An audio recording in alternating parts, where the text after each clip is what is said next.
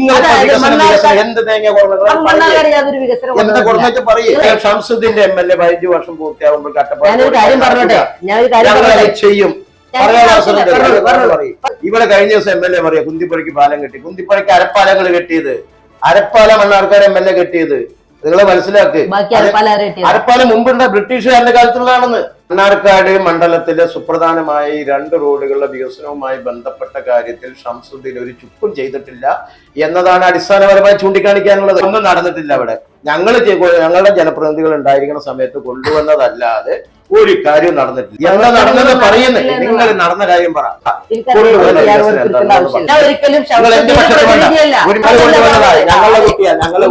ഷംസുദ്ദീനെ മഹാനാക്കേണ്ട ഒരാവശ്യം എനിക്കില്ല. മറ്റൊരു മണികണ്ഠൻ പറ്റശ്ശേരിയോ അല്ലെങ്കിൽ ലീഗ് നേതൃത്വം അതിനെ ആ പരിപാടിയാണ് നടക്കുന്നത്. ഇവരെ തമ്മിലാണ് കൂട്ടിയടിപ്പിക്കും. എന്നിട്ട് മൂപ്പരിങ്ങനെ നൊയഞ്ഞു കയറും. എന്നിട്ട് ഞാനാണ് കേമെന്ന് പറയും. വസ്തുതാപരമായിട്ട് അതിലെന്താ? ഇവിടെ മണ്ണാർക്കാട്ടുകാർക്ക് യോഗ്യത ഇല്ലാത്ത ആളുകളുണ്ടോ? എത്ര ലീഗുകാരുണ്ടോ അതിനുള്ള യോഗ്യതയുള്ള ആളുകൾ? അപ്പൊ എന്താ വെച്ചാൽ ഇവിടെ ഇവരെ തമ്മിൽ തല്ലിക്ക് മൂപ്പരേറ്റ കൂടെ കയറി വരണം. പല പഞ്ചായത്ത് നമ്മുടെ കയ്യിൽ നിന്ന് പോയി താത്വികമായ ഒരു അവലോകനം ചെയ്തു. നമസ്കാരം, ദേശവാണി എഫ്എമ്മിലേക്ക് സ്വാഗതം. ദേശവാണി എഫ്എമ്മിൽ ഇന്ന് നമ്മോടൊപ്പം ഉള്ളത് CPI സംസ്ഥാന കൗൺസിൽ അംഗം മണികണ്ഠൻ പറ്റശ്ശേരിയാണ്. സാർ നമസ്കാരം. നമസ്കാരം. നിലവിൽ എനിക്ക് ആദ്യം നിങ്ങളോട് ചോദിക്കാനുള്ളത്, മണ്ണാർക്കാട് നിയോജക മണ്ഡലത്തിൽ നിന്നും ഇത്തവണ LDFനായി മത്സരിക്കുന്നത് മണികണ്ഠൻ പറ്റശ്ശേരിയാണെന്നുള്ള വാർത്തകൾ പല കോണിൽ നിന്നായി വിവരം നമുക്ക് ലഭിക്കുന്നുണ്ട്. ശരിയാണോ? ഞങ്ങളുടെ പാർട്ടി 2026 നടക്കാൻ പോകുന്ന നിയമസഭാ തെരഞ്ഞെടുപ്പുമായി ബന്ധപ്പെട്ടുകൊണ്ട് സ്ഥാനാർത്ഥി നിർണയവുമായി ബന്ധപ്പെട്ട ഒരു കാര്യത്തിലേക്കും കടന്നിട്ടില്ല.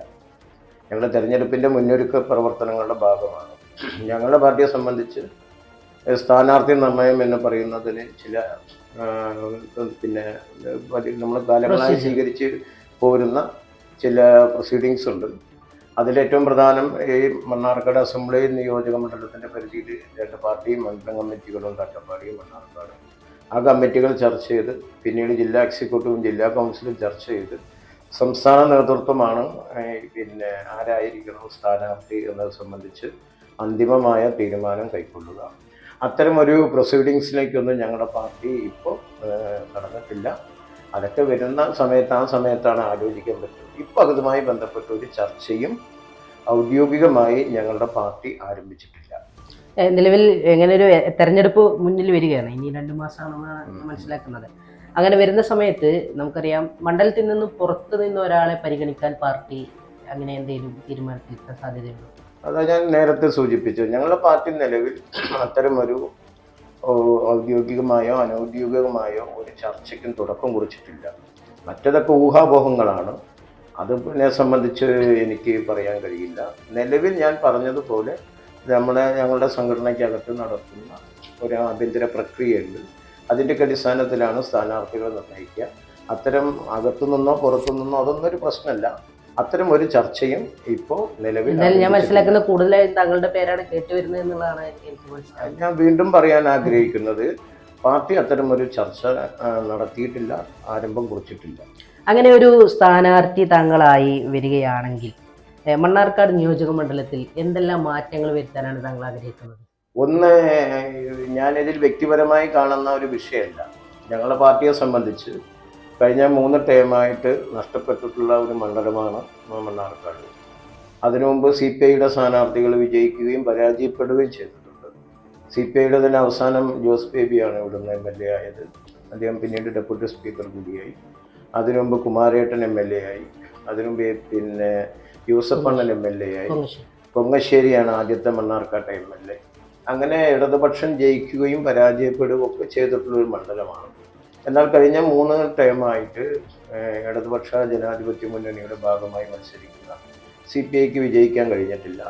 ഞങ്ങളെ സംബന്ധിച്ചിടത്തോളം ഈ സീറ്റിൽ വിജയിക്കാൻ പര്യാപ്തമായ പ്രവർത്തനങ്ങൾ എന്തൊക്കെ സംഘടിപ്പിക്കണം എന്നതാണ് ഞങ്ങളിപ്പോൾ പ്രാഥമികമായി ആലോചിച്ചു കൊണ്ടിരിക്കുന്നത്. മറ്റൊരു കാര്യം എനിക്ക് ചോദിക്കാനുള്ള, ഈ സീറ്റ് മറ്റ് ഘടകകക്ഷികൾക്ക് INL പോലെയുള്ള ഘടകകക്ഷികൾക്ക് വെച്ച് മാറാനുള്ള എന്തെങ്കിലും ചർച്ചകൾ നിലവിൽ എപ്പോഴെങ്കിലും നടന്നിട്ടുണ്ടോ? നിലവിൽ പിന്നെ കേരളത്തിലെ 140 അസംബ്ലി നിയോജക മണ്ഡലം കമ്മിറ്റികളാണുള്ളത്. അതിൽ 25 സീറ്റിൽ മത്സരിക്കുന്ന പാർട്ടിയാണ് CPI. ഞങ്ങൾ ഇതിൽ ഏതെങ്കിലും വെച്ച് മാറണോ എന്ന കാര്യമൊക്കെ ചർച്ച ചെയ്യുന്നതും തീരുമാനിക്കുന്നതുമൊക്കെ സംസ്ഥാന നേതൃത്വമാണ്. പ്രാദേശിക കമ്മിറ്റികൾക്കൊന്നും അതിൽ അവകാശമില്ല. സംസ്ഥാന നേതൃത്വം അത്തരം കാര്യങ്ങളുണ്ടെങ്കിൽ സംസ്ഥാന നേതൃത്വമാണ് ചർച്ച ചെയ്യുന്നതും തീരുമാനിക്കുന്നതും. നിലവിൽ അത്തരം ചർച്ചകളൊന്നും നടന്നതായി എൻ്റെ അറിവില്ല. ഇപ്പൊ നിങ്ങൾ ഒരു മണ്ണാർക്കാടിന്റെ ഒരു മാറ്റം, Mannarkkad N Shamsuddin MLA 3 time നമുക്കറിയാം MLA ആയി വന്നിട്ടുണ്ട്. മണ്ണാർക്കാട് നിയോജക മണ്ഡലത്തിൽ വലിയ രൂപത്തിലുള്ള വികസന പ്രവർത്തനങ്ങൾ നടന്നു എന്ന് മുസ്ലിം ലീഗിൻ്റെ പ്രവർത്തകർ അവകാശപ്പെടുന്നുണ്ട്. അദ്ദേഹത്തിൻ്റെ ഒരു വികസന തുടർച്ചയ്ക്ക് വേണ്ടിയുള്ളൊരു സ്ഥാനാർത്ഥി നിർണയമായിരിക്കും വരാൻ പോകുന്നത്. എങ്ങനെയാണ് അതിനെ നോക്കിക്കാണുന്നത്? നിങ്ങൾ ഈ പത്രമാധ്യമങ്ങളും ഊതിപ്പെരിപ്പിച്ചുണ്ടാക്കിയ വികസനമാണ് മണ്ണാർക്കാട് നടന്നിട്ടുള്ളത്. അടിസ്ഥാനപരമായി മണ്ണാർക്കാട് ശംസുദ്ദീൻ MLA ആയതിനു ശേഷം കഴിഞ്ഞ 15 വർഷത്തിനുള്ളിൽ എന്ത് വികസന പ്രവർത്തനമാണ് എടുത്തു പറയാവുന്ന എന്ത് കാര്യമാണ് മണ്ണാർക്കാട് നടന്നിട്ടുള്ളത്? ഒരു വികസന പ്രവർത്തനം ഞാൻ വളരെ നിങ്ങൾ ക്ഷമയോടെ കേൾക്ക്, ഞാൻ പറയട്ടെ. മണ്ണാർക്കാട് മിനി സിവിൽ സ്റ്റേഷൻ ഉണ്ട്. ആ മിനി സിവിൽ സ്റ്റേഷൻ യാഥാർത്ഥ്യമാക്കിയത് ജോസ് ബേബി MLA ആയിരിക്കുമ്പോഴാണ്. അട്ടപ്പാടി മിനി സിവിൽ സ്റ്റേഷൻ ഉണ്ട്. അത് യാഥാർത്ഥ്യമാക്കിയത് ഇടതുപക്ഷ ജനാധിപത്യ മുന്നണി സർക്കാരാണ്. മണ്ണാർക്കാട് മണ്ഡലത്തിലെ ഏറ്റവും സുപ്രധാനമായ 2 റോഡാണ് നാഷണൽ ഹൈവേ സെൻട്രൽ ഗവൺമെൻറ് കൈകാര്യം ചെയ്യുന്നത്. അതിൽ ഏറ്റവും പ്രധാനപ്പെട്ട 2 റോഡുകൾ എന്ന് പറയുന്നത് അന്തർ സംസ്ഥാന പാതയാണ്. അട്ടപ്പാടി അന്തർ സംസ്ഥാന പാതയായി ശംസുദ്ദീൻ 3 തവണ MLA ആയി. അതിൽ 5 വർഷക്കാലം ഭരണകക്ഷിയുടെ ഭാഗമായിരുന്നു. ആ അട്ടപ്പാടിയിലെ യാത്രാ ദുരിതം പരിഹരിക്കുന്നതിനാവശ്യമായ എന്തെങ്കിലും ഒരു അതൊക്കെ ഇപ്പൊ അവസാനം ഞാൻ പറയട്ടെ. 13 കൊല്ലക്കാലം അട്ടപ്പാടി റോഡിന്റെ വികസനവുമായി ബന്ധപ്പെട്ട കാര്യത്തിൽ ഒരു ചുക്കും ചെയ്യാൻ മണ്ണാർക്കാട് MLAക്ക് കഴിഞ്ഞിട്ടില്ല. 13 കൊല്ലം നിങ്ങൾ ഈ പറഞ്ഞോ, നിങ്ങൾ അദ്ദേഹം പറഞ്ഞ പത്ര ദൃശ്യ മാധ്യമങ്ങൾ അതല്ല. അല്ലെങ്കിൽ നിങ്ങളിത് പറ, 13 കൊല്ലക്കാലം അട്ടപ്പാടി റോഡിന്റെ ശോച്യാവസ്ഥ പരിഹരിക്കാൻ എന്ത് പ്രവൃത്തിയാണ് ശംസുദ്ദീൻ സംഘടിപ്പിച്ചത്? അതൊന്ന് പറഞ്ഞേ. അട്ടപ്പാടി റോഡിന്റെ പ്രവർത്തനങ്ങൾ നിങ്ങളത് പറയേ. 13 കൊല്ലക്കാലം ശംസുദ്ദീൻ MLA ആയിട്ട് എന്ത് പണിയാണ് ആ റോഡിന്റെ? അട്ടപ്പാടി റോഡിന്റെ പ്രവർത്തനങ്ങൾ നടന്നുകൊണ്ട് 13 കൊല്ലമായിട്ട് ഞാൻ ചോദിക്കാണ്. 13 കൊല്ലമായി, 5 വർഷം UDF സർക്കാരാണ്, ഞാൻ സമ്മതിക്കുന്നു. ബാക്കി 10 വർഷം അല്ലെങ്കിൽ 9 വർഷം എന്ത് പ്രവർത്തനങ്ങളാണ് LDF സർക്കാരിന്റെ? ശംസുദ്ദീൻ 5 വർഷം ഭരണകക്ഷിയുടെ ഭാഗം, 10 കൊല്ലം ഇപ്പൊ പ്രതിപക്ഷമാണ്. പ്രതിപക്ഷ അംഗമായ ശംസുദ്ദീൻ ഈ മണ്ണാർക്കാട് മണ്ഡലത്തിലേക്ക് വികസന പ്രവർത്തനങ്ങൾ കൊണ്ടുവരുന്നതിൽ, ഫണ്ട് അനുവദിക്കുന്നതിൽ കേരളത്തിലെ ഇടതുപക്ഷ ജനാധിപത്യ മുന്നണി ഗവൺമെന്റ് വിവേചനപരമായ നിലപാടെടുത്തിട്ടുണ്ട് എന്ന് ശംസുദ്ദീൻ എപ്പോഴെങ്കിലും ഒരു പരാതി പറഞ്ഞിട്ടുണ്ടോ? പരാതി പറഞ്ഞിട്ടുണ്ടോ? നിങ്ങൾ അത് പറ, ഉണ്ടെങ്കിൽ അത് പറ. അവസാനം എന്ന് കേക്ക്. അട്ടപ്പാടി റോഡിന്റെ കാര്യം മാത്രമല്ല, അട്ടപ്പാടി നമ്മുടെ കുമരമ്പത്തൂരിൽ നിന്ന് ഒലിപ്പുഴ വരെ, ചുങ്കം മുതൽ ഒലിപ്പുഴ വരെ പോകുന്ന ഏറ്റവും പ്രധാനപ്പെട്ട കൊമരമ്പത്തൂർ പഞ്ചായത്ത്, കോത്തോപ്പാടം പഞ്ചായത്ത്, അലനല്ലൂർ പഞ്ചായത്ത്, ഈ 3 പഞ്ചായത്തുകളിലൂടെ കടന്നു പോകുന്ന ഏറ്റവും പ്രധാനപ്പെട്ട റോഡാണ് ആ റോഡ്. അത് പറയട്ടെ. ആ റോഡ് എപ്പോഴാ? ആ റോഡ് ശംസുദ്ദീന്റെ ഇടപെടലിനെ തുടർന്നല്ല. കേരളത്തിൽ ഇടതുപക്ഷ ജനാധിപത്യ മുന്നണി ഗവൺമെന്റ് ദേശീയപാത വികസനത്തിന്റെ സഹായം ചെയ്യുന്ന സ്റ്റേറ്റ് ഇടതുപക്ഷ ജനാധിപത്യ മുന്നണി ഗവൺമെന്റ് നാഷണൽ ഹൈവേ വികസനത്തിന് പോലും അതിന് ചെലവ് വരുന്ന പൈസയുടെ 25% തുക കൊടുക്കുന്ന ഗവൺമെന്റാണ് കേരളത്തിൽ. ഞാൻ പറയട്ടെ, മുഴുമിക്കട്ടെ. ഈ 15 വർഷം മുമ്പാണ് അലനല്ലൂർ റോഡ് ഏറ്റവും അവസാനം ടാർ ചെയ്തത്. അത് ജോസ് ബേബി MLA ആയിരിക്കുമ്പോൾ ചെയ്തതാ. ശംസുദ്ദീൻ 5 വർഷം, ഞാൻ അതാ പറഞ്ഞത്, ഭരണകക്ഷിയുടെ ഭാഗമായിരുന്നു. നയാ പൈസ റോഡിന്റെ ശോച്യാവസ്ഥ പരിഹരിക്കുന്നതിന് നീക്കിവെച്ചില്ല. അവസാനം സംസ്ഥാന ഗവൺമെന്റ് എന്ത് ചെയ്തു? സംസ്ഥാന ഗവൺമെന്റ് മലയോര ഹൈവേയുടെ ഭാഗമായി ആ റോഡ് വികസിപ്പിക്കാൻ തീരുമാനിച്ചപ്പോഴാണ് ഇപ്പൊ ആ റോഡ് പണിയെടുക്കുന്നത്. അട്ടപ്പാടി റോഡ് ഞങ്ങളാ പറഞ്ഞ 5 വർഷം തിരിഞ്ഞു നോക്കിയില്ല. ഈ റോഡിന് ശംസുദ്ദീൻ ആ പ്രദേശത്ത് ഏറ്റവും വികസനം കൊണ്ടുവരുന്ന സമയത്ത് സർക്കാരിന്റെ നേട്ടവും അല്ലെങ്കിൽ അതൊരൊന്നും നടക്കാത്ത സമയത്ത് അത് MLAയുടെ കുറ്റം. ഒരു മിനിറ്റ്. മണ്ണാർക്കാട് മണ്ഡലത്തിലെ സുപ്രധാനമായ ഈ 2 റോഡുകളുടെ വികസനവുമായി ബന്ധപ്പെട്ട കാര്യത്തിൽ ശംസുദ്ദീൻ ഒരു ചുക്കും ചെയ്തിട്ടില്ല എന്നതാണ് അടിസ്ഥാനപരമായി ചൂണ്ടിക്കാണിക്കാനുള്ളത്. അവിടെ നിൽക്കണ്ട, നിങ്ങൾ ഇനി ഓരോരോ കാര്യങ്ങൾ എടുക്കുക. മണ്ണാർക്കാട് സിവിൽ സ്റ്റേഷന്റെ കാര്യം ഞാൻ പറഞ്ഞു. അട്ടപ്പാടി സിവിൽ സ്റ്റേഷൻ കൊണ്ടുവന്നു. മണ്ണാർക്കാട് KSEBയുടെ വികസന പ്രവർത്തനങ്ങൾ യാഥാർത്ഥ്യമാക്കി. അട്ടപ്പാടിയിൽ വൈദ്യുതി ഇല്ലാത്ത മുഴുവൻ പ്രദേശങ്ങളിലേക്കും വൈദ്യുതി എത്തിക്കുന്നതിന് വേണ്ടി അന്ന് സഖാവ് AK ബാലേട്ടൻ കേരളത്തിലെ വൈദ്യുതി വകുപ്പ് മന്ത്രിയും ജോസ് ബേബി മണ്ണാർക്കാട് ഡെപ്യൂട്ടി സ്പീക്കറും ആയിരിക്കുന്ന സമയത്താണ് ആ കാര്യങ്ങൾ നടന്നത്. അട്ടപ്പാടിയിൽ കോട്ടത്തറയിൽ സൂപ്പർ സ്പെഷ്യാലിറ്റി ആശുപത്രി ട്രൈബൽ മേഖലയിൽ കൊണ്ടുവന്നു. അന്ന് സഖാവ് VS അച്യുതാനന്ദൻ ഗവൺമെന്റാണ് കേരളത്തിലെ മുഖ്യമന്ത്രി. ആരോഗ്യവകുപ്പ് മന്ത്രി ശ്രീമതി ടീച്ചറാണ്. ജോസ് ബേബിയാണ് മണ്ണാർക്കാട് MLA. ഇങ്ങനെ ഓരോന്നോരോന്നെടുക്ക്. മണ്ണാർക്കാട് ഏറ്റവും അധികം യാത്രാക്ലേശം അനുഭവിക്കുന്ന ഒരു ടൗൺ അല്ലേ ഈ മണ്ണാർക്കാട്? ഇവിടെ ലീഗല്ലേ മുനിസിപ്പലി ഭരിക്കുന്നത്. മണ്ണാർക്കാടിന്റെ യാത്രാക്ലേശം പരിഹരിക്കുന്നതിന് വേണ്ടി 15 വർഷക്കാലത്തിനുള്ളിൽ എന്ത് പണിയാണ്, എന്ത് പണി നിങ്ങളുടെ പ്രാദേശിക ആസൂത്രണം ചെയ്യേണ്ടതാണ്. ഗവൺമെന്റ് അതിന്റെ ഭാഗമാക്കണം. ലീഗ് ഭരിക്കുന്ന മണ്ണാർക്കാട് മുനിസിപ്പാലിറ്റി, ലീഗിന്റെ MLA അങ്ങനെയുള്ള ഒരു സംവിധാനം നിൽക്കുമ്പോൾ 5 വർഷക്കാലം ലീഗിന്റെ പൊതുമരാമത്ത് വകുപ്പ് മന്ത്രി ഷംസുദ്ദീൻ ആദ്യ MLA ഇപ്പൊ ഇബ്രാഹിം കുഞ്ഞ്, ഇങ്ങനെയുള്ള എല്ലാ സൗകര്യങ്ങളും ഉണ്ടായിപ്പോ അതിന്റെ ഉള്ളിൽ നിന്നുകൊണ്ട് ആ സൗകര്യങ്ങൾ ഉപയോഗപ്പെടുത്തിക്കൊണ്ട് മണ്ണാർക്കാടിന്റെ വികസന പ്രശ്നങ്ങൾക്ക് പരിഹാരം കാണാൻ എന്ത് നടപടിയെടുത്തത്? ഒന്നും നടപടിയെടുത്തില്ല. നിങ്ങൾ പറയുന്നു കുന്തിപ്പുഴ, ഇവിടെ കഴിഞ്ഞ ദിവസം MLA പറയാ കുന്തിപ്പുഴയ്ക്ക് പാലം കെട്ടി. കുന്തിപ്പുഴയ്ക്ക് അരപ്പാലങ്ങൾ കെട്ടിയത്, അരപ്പാല മണ്ണാർക്കാട് MLA കെട്ടിയത്. നിങ്ങൾ മനസ്സിലാക്ക്. അരപ്പാലം മുമ്പുണ്ട ബ്രിട്ടീഷുകാരുടെ കാലത്തുള്ളതാണെന്ന്. നിങ്ങൾ ചരിത്രം പഠി, നിങ്ങൾ ഇതൊന്നും പഠിക്കാതെ ഷംസുദ്ദീന മഹാൻ പറഞ്ഞു യാഥാർത്ഥ്യം പറയണ്ടേ? യാഥാർത്ഥ്യം പറയണ്ടേ? ഒരു കാര്യം കേട്ടെ, ഒരു മിനിറ്റ്. അണങ്ങല്ലൂർ പഞ്ചായത്തിനെ ഇടത്തനാട്ടുകരയുമായി ബന്ധിപ്പിക്കുന്ന കണ്ണംകുണ്ട് എത്ര ആളുകൾ ആ പുഴയിൽ വെള്ളം വന്ന് മരണപ്പെട്ടു? നിങ്ങളൊന്ന് അന്വേഷിച്ചു നോക്ക്.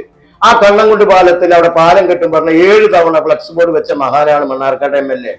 നിങ്ങളിവിടെ തോരാപുരത്ത് ഒരു പാലം കെട്ടിയിട്ടുണ്ട്. അതിന്റെ യുക്തികളൊന്ന് പോയി മനസ്സിലാക്ക്. ആ പാലം പിന്നെ കണ്ണംകൊണ്ട് കെട്ടിയിരുന്ന എത്ര ആളെ ജീവൻ രക്ഷിക്കാമായിരുന്നു?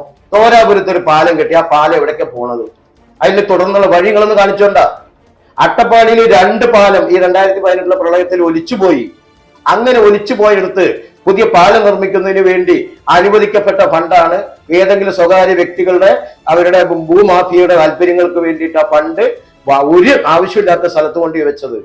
നിങ്ങളൊന്ന് പോയി നോക്ക്. ഞാനിത് പറയുന്നത് കണ്ണംകുണ്ടിലെ മാത്രമല്ല, അട്ടപ്പാടിയിൽ 2 പാലം ഒലിച്ചുപോയി പ്രളയത്തിൽ. ആദിവാസികൾ അപ്പുറത്ത് അഗളി ഷോളയൂർ പഞ്ചായത്തുകൾ തമ്മിൽ ബന്ധിപ്പിക്കുന്ന 2 പാലങ്ങളാ പോയത്. അവിടെ ഫണ്ട് കൊടുക്കണ്ടേ? ആദിവാസി മേഖലയല്ലേ? എന്തെങ്കിലും കാര്യങ്ങൾ ചെയ്തോ? അട്ടപ്പാടിയിലെ റോഡ് നിങ്ങൾ പോയി നോക്ക്. ആ റോഡ് ഗവൺമെന്റിന് താല്പര്യമുണ്ട്, ഇടതുപക്ഷ ജനാധിപത്യ മുന്നണി ആ ഫണ്ട് വെക്കുന്നു. കിഫ്ബി എന്നുള്ള പിന്നെ ഫണ്ട് വെച്ചുകൊണ്ടാണ് ഈ റോഡ് നവീകരണ പ്രവൃത്തികൾ നടത്താൻ പോകുന്നത്.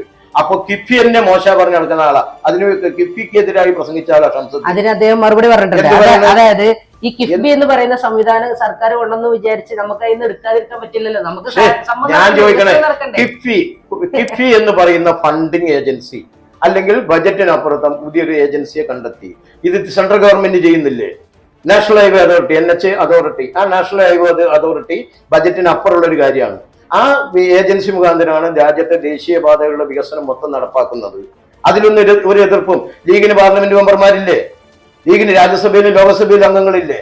ഇങ്ങനെ പിന്നെ ഔദ്യോഗിക ബജറ്റിനപ്പുറത്ത് പുതിയൊരു ഫണ്ടിങ് ഏജൻസി വരുന്നു. ഇത് തെറ്റാണെന്ന് ഇവർ കേന്ദ്രത്തിൽ പോയി പറഞ്ഞിട്ടുണ്ടോ? സംസ്ഥാനം അത്തരം ഒരു പരിപാടി ചെയ്യുമ്പോൾ അവരെ എതിർക്കുന്നത്? ഇങ്ങനെ കിഫ്ബി മുഖാന്തരം നടപ്പാക്കുന്ന പദ്ധതികൾ എന്തെങ്കിലും സുതാര്യമല്ലാത്ത പരിപാടികളുണ്ടോ? ഇവിടെ തന്നെ ഇപ്പൊ 3 റോഡുകൾ വേണ്ട, 3 റോഡുകളുടെ പണി നടന്നത്. ഷംസുദ്ദീന്റെ മണ്ഡലത്തിൽ തന്നെ അവിടെയുള്ള പയ്യനുള്ള റോഡ് ഇതിന്റെ ഭാഗമായി നടന്നല്ലേ? കാഞ്ഞിരപ്പുഴ റോഡ് ഇതിന്റെ ഭാഗമായി ഇപ്പൊ പറയട്ടെ, മലയോര മേഖലയിലെ റോഡ്. ഞാൻ പറയുന്നത് ഈ കിഫ്ബിയുടെ ധനവിനിയോഗത്തെ സംബന്ധിച്ച് എന്തെങ്കിലും എതിരഭിപ്രായം ഉണ്ടോ? കേരളത്തെ പോലെ ഒരു ആഭ്യന്തര വരുമാനത്തിൽ ഏറെ പുറകിൽ നിൽക്കുന്ന ഒരു സംസ്ഥാനത്തിന് പുതിയ വിഭവ സമാഹരണം വേണ്ടിവരും, പുതിയ ഫണ്ടിങ് കൊണ്ടുവരേണ്ടി വരും. അതിന്റെ മെറിറ്റിൽ നിന്നുകൊണ്ട് വിമർശിക്കാൻ, ആ മെറിറ്റിൽ നിന്നുകൊണ്ട് പറയണതാണ് നിങ്ങൾ ഇതിന്റെ മറവിൽ കൊള്ളയുന്നു, അതെന്തെങ്കിലും തെളിവ് സഹിതം നിരത്തണം എന്നിട്ട് പറയണം. കേരളത്തില് ഭരണപക്ഷമെന്നോ പ്രതിപക്ഷമെന്നോ നോക്കാതെ കിഫ്ബി മുഖാന്തരം ആയിരക്കണക്കിന് കോടിയുടെ വികസന പ്രവർത്തനങ്ങളാണ് ഈ കേരളത്തിൽ നടന്നിട്ടുള്ളത്. അതിൽ ഭരണകക്ഷിയില്ല, പ്രതിപക്ഷമില്ല, എല്ലാവർക്കും നടന്നിട്ടുണ്ട്. എത്രയോ വിദ്യാലയങ്ങൾ വന്നു, എത്രയോ ആശുപത്രി കെട്ടിടങ്ങൾ വന്നു, എത്രയോ ശുദ്ധവെള്ള കുടിവെള്ള പദ്ധതികൾ വന്നു. ആ കിഫ്ബി മുഖാന്തരം നമ്മൾ ഫണ്ട് സമാഹരിച്ചിട്ടാണ് ദേശീയപാതയുടെ ഭൂമി ഏറ്റെടുക്കുന്നതിന് വേണ്ടി വന്ന 5680 കോടി രൂപ നമ്മൾ ഈ കിഫ്ബി മുഖാന്തരം സമാഹരിച്ചിട്ടാണ് കൊടുത്തത്. അപ്പോ സെൻട്രൽ ഗവൺമെന്റ് എന്ന് പറഞ്ഞു കിഫ്ബി ഫണ്ട് ഉപയോഗിച്ച് ഭൂമി വാങ്ങാൻ പാടില്ല എന്ന്. ഭൂമി വാങ്ങുകയാണോ? ഭൂമി വാങ്ങുകയല്ല, നമ്മൾ ദേശീയപാത വികസനത്തിന് ആവശ്യമായ ഭൂമി ഏറ്റെടുക്കുകയാണ്. ആ ഏറ്റെടുക്കുന്ന ഭൂമിക്ക് പൈസ കൊടുക്കാതിരിക്കാൻ പറ്റുമോ? അങ്ങനെ ഞാൻ പറയുന്നത്, ഉമ്മൻചാണ്ടി കേരളം ഭരിച്ചിരുന്നു. ഇത് അവിടെ മൻമോഹൻ സിംഗ് ആയിരുന്നു കേന്ദ്രം ഭരിച്ചിരുന്ന പ്രധാനമന്ത്രി. ഇവര് രണ്ടു കൂട്ടരുള്ളപ്പോ കേരളത്തിലെ ദേശീയപാത വികസനം നിർത്തിവെച്ച് പോയവരാണ്. 35 മീറ്റർ കൂടുതൽ ഒരു സെന്റിമീറ്റർ കൂട്ടാൻ പാടില്ല പറഞ്ഞ് ആ സംവിധാനം പൂട്ടിക്കെട്ടിപ്പോയി. ഇടതുപക്ഷ ജനാധിപത്യ മുന്നണി ഗവൺമെന്റ് വന്ന സഖാവ് പിണറായി കേരളത്തിലെ മുഖ്യമന്ത്രിയായി. ആ ദേശീയപാത വികസനം ഈ മാർച്ച് 30 മുമ്പിൽ കേരളത്തിൽ 644 കിലോമീറ്റർ യാഥാർത്ഥ്യമാക്കാൻ പോവുക. അതിനൊക്കെ ഫണ്ട്, ഞാൻ പറയുന്നത് കിഫ്ബി എന്ന സംവിധാനത്തെ ഉപയോഗപ്പെടുത്തിക്കൊണ്ട് ഫണ്ട് ഉപയോഗിച്ചിട്ടാണ് ഫണ്ട് കണ്ടെത്തി അതിനും കൂടെ പൈസ കൊടുത്തത്. നിങ്ങൾ ഷംസുദ്ദീനെ മഹാനാക്കേണ്ട ഒരാവശ്യം എനിക്കില്ല. അല്ലെങ്കിൽ മറ്റൊരു മണികണ്ഠൻ പറ്റശ്ശേരിയോ അല്ലെങ്കിൽ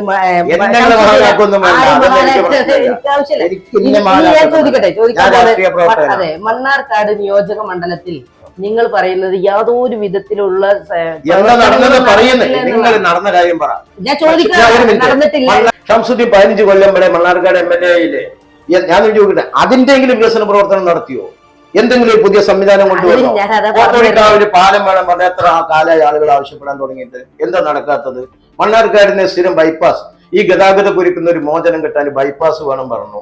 എത്ര നാളായി മണ്ണാർക്കാട്ട് ഒരു ആഗ്രഹം പ്രകടിപ്പിക്കാൻ തുടങ്ങിയിട്ട്? എവിടെ ബൈപ്പാസ് ഇല്ലേ? കുന്തിപ്പുഴ ബൈപ്പാസ് ഷംസുദ്ദീന് സംഭാവന അല്ല. ഞാൻ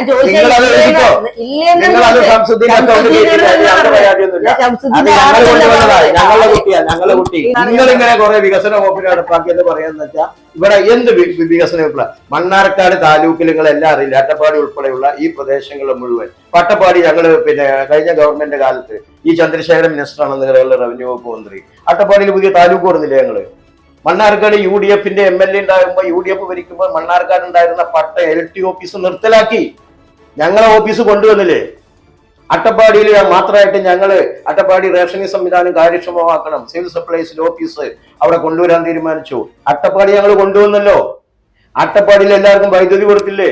ഞാൻ അട്ടപ്പാടിയിലും എല്ലാ വികസന കാര്യങ്ങളിലും ഇടതുപക്ഷ ജനാധിപത്യ മുന്നണി ഗവൺമെന്റ് ഇടതുപക്ഷ ജനാധിപത്യ മുന്നണിയുടെ ജനപ്രതിനിധി മണ്ണാർക്കാട് ഉണ്ടായപ്പോ കൊണ്ടുവന്ന കാര്യങ്ങളല്ലാതെ ഒരെണ്ണം നിങ്ങൾ ചൂണ്ടിക്കാണിച്ച. ഞാനൊരു കാര്യം ചോദിച്ചു, ഒരെണ്ണം ഞാനൊരു കാര്യം ചോദിക്കട്ടെ. കുറെ നേരമായില്ലേ രണ്ടാമത്തെ ഞാൻ ചോദിക്കുന്ന ഒരു കാര്യം, നിങ്ങളിപ്പോ വികസനം മണ്ണാർക്കാട് അതാണ് ഞാൻ ചോദിക്കാൻ വന്നത്. അതാണ് ഞാൻ വസ്തുത വേണം. മണ്ണാർക്കാട് യാതൊരു വികസനം അല്ല. ഞാൻ സൈലന്റ്. നിങ്ങൾ ഷംസുദ്ദീൻ മുഖാന്തരം മണ്ണാർക്കാട് പ്രദേശത്ത് മണ്ണാർക്കാട് താലൂക്കിൽ ഇപ്പോൾ അട്ടപ്പാടി ആവശ്യമില്ല. മണ്ണാർക്കാട് താലൂക്കിലെ ഒരുപാട് വികസനം കൊണ്ടുവന്നു എന്ന് പറയട്ടെ, കൊണ്ടുവന്നു എന്നുള്ളത് അവർ അവകാശപ്പെടും. ഞാൻ ഒരിക്കലും നിങ്ങൾ പത്രപ്രവർത്തകൻ നിഷ്പക്ഷമായി നിൽക്കണം. ഞാൻ ജോസ് പേര് കൊടുന്ന കാര്യങ്ങൾ മുഴുവൻ പറയാം. എടുക്കേണ്ട ആവശ്യമില്ല.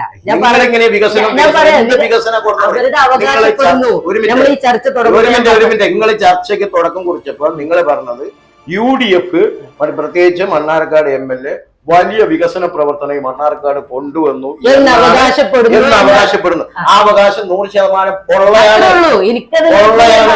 ഞാൻ പറയുന്നത് നിങ്ങൾ മാത്രമല്ല, കുറെ മാധ്യമങ്ങൾ ഇതിങ്ങനെ പ്രചരിപ്പിക്കുക. വികസനം ഒന്നും നടന്നിട്ടില്ല അവിടെ. ഞങ്ങളുടെ ജനപ്രതിനിധികൾ ഉണ്ടായിരിക്കുന്ന സമയത്ത് കൊണ്ടുവന്നതല്ലാതെ ഒരു കാര്യവും നടന്നിട്ടില്ല. മൂപ്പര് ഇവിടെ ചെയ്യണ കാര്യം, ലീഗ് നേതൃത്വം മൂപ്പരെയൊക്കെ കാര്യം എന്താ വെച്ചാൽ മണ്ണാർക്കാടിനെ ഷംസുദ്ദീനെ ഇങ്ങനെ പുറമെ ഒരാളെ കൊണ്ടുവന്ന് നിർത്തേണ്ട കാര്യമുണ്ടോ? മണ്ണാർക്കാട് അതിന് യോഗ്യരായ ഡസൻ ആളുകളെങ്കിലും മണ്ണാർക്കാട് ലീഗിനകത്തില്ലേ? ആരെവിടെ അയോഗ്യര്? ഇപ്പൊ മണ്ണാർക്കാടും അസംബ്ലി തെരഞ്ഞെടുപ്പ് നടന്നാലും ശരാശരി കോട്ടപ്പാടും കൊമരമുത്തല അളന്നല്ലൂർ എണ്ണിയ ശരാശരി 10,000 വോട്ട് UDF ലീഡ് ചെയ്യും. ഇപ്പത്തെ ത്രിതല പഞ്ചായത്ത് തെരഞ്ഞെടുപ്പിന്റെ ഭാഗമായി അവിടെ UDF അളന്നല്ലൂർ സ്ഥാനാർത്ഥി, അളന്നല്ലൂരിലെ ഡിവിഷന്റെ സ്ഥാനാർത്ഥി ഏകദേശം 10,000 വോട്ട് UDF ഈ 2 പഞ്ചായത്തിന് ലീഡ് കിട്ടിയിട്ടുണ്ട്. അത് ഷംസുദ്ദീൻ ആണെങ്കിൽ അതിനെ കിട്ടാൻ പോകുന്നുള്ളൂ. അപ്പൊ മണ്ണാർക്കാട്ടുകാരനല്ലാത്ത ഒരാൾ വന്നപ്പോൾ എന്തോ ഒരു വലിയ നടക്കുന്നുള്ള ഒരു കാര്യമില്ല. യഥാർത്ഥ ലീഗിന് വേണ്ടി മാസങ്ങളും വർഷങ്ങളുമായിട്ട് ഇവിടെ പ്രവർത്തിക്കുന്ന നല്ലവരായ കുറെ മനുഷ്യരുണ്ട്. അവരെ മുഴുവൻ അവഹേളിക്കുന്ന നിലപാടാണ് ഷംസുദ്ദീനെ സ്വീകരിക്കുന്നത്. ലീഗ് നേതൃത്വം അതിനെ ആ പരിപാടിയാണ് നടക്കുന്നത്. ഇവരെ തമ്മിലാണ് കൂട്ടിയടിപ്പിക്കും. എന്നിട്ട് മൂപ്പരിങ്ങനെ നുഴഞ്ഞു കയറും. എന്നിട്ട് ഞാനാണ് കേമെന്ന് പറയും. വസ്തുതാപരമായിട്ട് അതിലെന്താ? ഇവിടെ മണ്ണാർക്കാട്ടെടുക്കാൻ യോഗ്യത ഇല്ലാത്ത ആളുകളുണ്ടോ? എത്ര ലീഗുകാരുണ്ടോ അതിനുള്ള യോഗ്യത ഉള്ള ആളുകൾ? അപ്പൊ എന്താ വെച്ചാൽ ഇവിടെ ഇവരെ തമ്മിൽ തല്ലിക്ക് മൂപ്പരേറ്റയുടെ കൂടെ കയറി വരണം. ഈ ഒരു കുനിട്ട് മതി. അല്ല ഞാൻ മനസ്സിലായി, കഴിഞ്ഞ തവണ അദ്ദേഹം മണ്ണാർക്കാട് നിന്നും മാറി നിൽക്കാനുള്ള വെറുതെ പറയാം, ഞാൻ വ്യക്തിപരമായിട്ട് പറയാം. മണ്ണാർക്കാട്ട് മണ്ണാർക്കാട്ടിൽ നിന്ന് ഒരാളും മൂപ്പരൊന്നും അങ്ങനെ മാറിക്കാൻ തീരുമാനിച്ചില്ല. നിങ്ങള് അതെന്താ വെച്ചാൽ നിങ്ങളെ വൈഭവം പോലെ നിങ്ങൾ ചെയ്തോ. ഞാൻ പറയുന്നത് മണ്ണാർക്കാട് ലീഗിന് വേണ്ടി പ്രവർത്തിക്കുന്ന നല്ല നേതൃത്വ നിരയുള്ള ഒരു പ്രദേശമാണ് ഈ മണ്ണാർക്കാട്. അവരിൽ ആരായിക്കോട്ടെ എക്സ് ഓർ വൈ, അവർക്ക് കഴിഞ്ഞപ്പോ ഒന്ന് കൂടുതൽ ആളുകൾ താല്പര്യം വെക്കണ്ടേ, ടേം വെച്ച് കൊടുക്കുന്നത്. ഒരു തവണ 2 തവണ അതൊക്കെ ടേം വെച്ച് കൊടുക്കണ്ടേ. അല്ലാതെ ഒരുത്തം മാത്രം ഇതിന് യോഗ്യത എന്ന് പറയുന്നത് എന്താ? മണ്ണാർക്കാട്ടുള്ളവർക്ക് കൊടുക്കട്ടെ, ആരായിക്കോട്ടെ, നമുക്കെന്താ, ഇത് രാഷ്ട്രീയല്ലേ. അവരും മത്സരിക്കും, ഞങ്ങളും മത്സരിക്കും. പക്ഷെ മണ്ണാർക്കാട്ടുകാരെ ലീഗ് നേതൃത്വം ഇങ്ങനെ അവഹേളിക്കുന്നതും അപമാനിക്കുന്നതും അവഗണിക്കുന്നതുമായ നടപടി ശരിയല്ലാന്ന് എനിക്ക് പറയുള്ളൂ. അങ്ങനെ ചെയ്യാൻ പാടില്ല. അല്ല, പാർട്ടിക്ക് ഒരു സീറ്റ് എന്ന് പറഞ്ഞത് നിർണായകമാണ്. അത് ആരെ നല്ല ഒരു പ്രദേശത്തെ പ്രശ്നങ്ങളെല്ലാം പരിഹരിച്ച് വിജയിക്കുന്ന പാർട്ടിക്ക് തോന്നി അദ്ദേഹം. മണ്ണാർക്കാടിന്റെ പൊതു രാഷ്ട്രീയം സംസ്ഥാനത്ത് ഇടതുപക്ഷത്തിന് അനുകൂലമായി നിന്ന ഇടതുപക്ഷം വരും, UDF അനുകൂലമായി വന്ന UDF വരും. ഇതാണ് അതിന്റെ ഒരു പൊതു രാഷ്ട്രീയം. പിന്നെ മണ്ണാർക്കാട് നിങ്ങൾ പറഞ്ഞ പോലെ കഴിഞ്ഞ 2-3 ടേം ഷംസുദ്ദീൻ എന്തോ ഒരു വലിയ വികസന പ്രവർത്തനം എന്ന കള്ള പ്രചാരവേല വ്യാപകമായി നടന്നിരുന്നു. അതിനെ ചോദ്യം ചെയ്യാൻ ആരും മുന്നോട്ട് വന്നിരുന്നില്ല. അവസാനം ചോദ്യം ചെയ്യാൻ ആളുകൾ ഇപ്പൊ തയ്യാറായി മുന്നോട്ട് വന്നു. ഞാൻ അതിന്റെ വിഷയം ഒരു ദിവസം ഒരു പ്രസംഗത്തിൽ തെങ്കരയിൽ സൂചിപ്പിച്ചു. അപ്പം ഷംസുദ്ദീൻ തന്നെ വന്നിട്ട് പറഞ്ഞത് വെല്ലുവിളിക്കുന്നത് പരസ്യ സംവാദത്തിന് തയ്യാറാണെന്ന് പറഞ്ഞിട്ട് പ്രസ് ക്ലബിൽ മീറ്റ് ദ പ്രസിൽ എന്താ പരിപാടി പറഞ്ഞു. 5 മിനിറ്റ് കൊണ്ട് നമ്മൾ അത് ഏറ്റെടുത്തു, പരസ്യ സംവാദത്തിന് തയ്യാറാണ്. പിന്നെ നിങ്ങൾ ആളെ കണ്ടോ? എവിടെയെങ്കിലും കണ്ടില്ലല്ലോ. അപ്പൊ അതൊരു പൊതു ചർച്ചയിൽ ഇത്തരം വിഷയങ്ങൾ ഉയർന്നു വരുമെന്നുള്ള കാര്യം ഇവർക്കൊക്കെ അറിയാം. അങ്ങനെ ഞാൻ പറഞ്ഞതിന്റെ ബേസിക് ആയിട്ടുള്ള കാര്യം എന്താ വെച്ചാൽ, മണ്ണാർക്കാട് പ്രദേശത്ത് ഇടതുപക്ഷ ജനാധിപത്യ മുന്നണിയുടെ MLA ഉണ്ടായിരിക്കുന്ന സമയത്ത് ചെയ്തതല്ലാതെ ഈ മണ്ണാർക്കാട് നിലവിലുള്ള MLA വന്നതിന് ശേഷം നിങ്ങൾ ഈ പറയുന്നത് പോലെ മണ്ണാർക്കാട് KSRTC ആരാ കൊടുക്കുന്നത്? ഞാൻ പറയട്ടെ, ഞാൻ പറയുന്നത്